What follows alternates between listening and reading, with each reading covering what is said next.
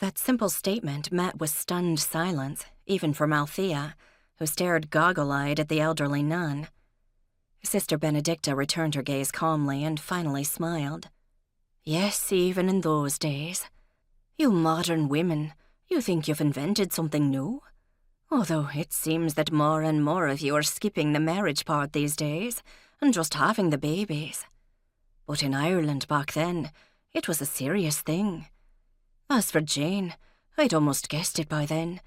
I knew she was hiding something, and it had to be important. But she wasn't keeping company with anyone from the village. That's hard to keep secret in a small place, so it had to be someone at the house.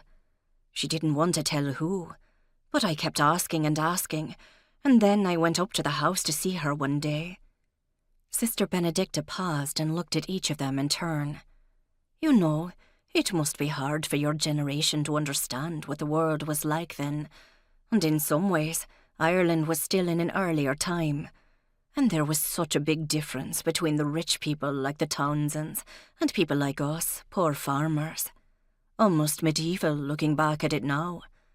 I hear a lot of things have changed, and change is coming faster and faster. But not for me. Where was I? Althea said, surprisingly gently. You went to see Jane at Mycroft House? Ah, yes. Well, I knew she wasn't supposed to have visitors, except on her free days, which weren't very often, so I sneaked onto the grounds, and I was going to come in by the kitchen at the back. But I came upon Jane before I got there, and she was with Richard Townsend. And after that I made her tell me what was going on, although I guessed a good bit of it. She cocked her head at them. Tell me, you know this young Harry? What kind of a man is he? Gillian looked at the others and answered, I know him fairly well, and I think I know what you're asking. He is good-looking and knows it, smart enough, and he's looking out for his great-aunt Evelyn, which is sweet of him. And I'm guessing that he can lay on the charm, thick as Irish butter. Gillian laughed. That's a good way of putting it, and yes, he does. The Townsend men were always like that.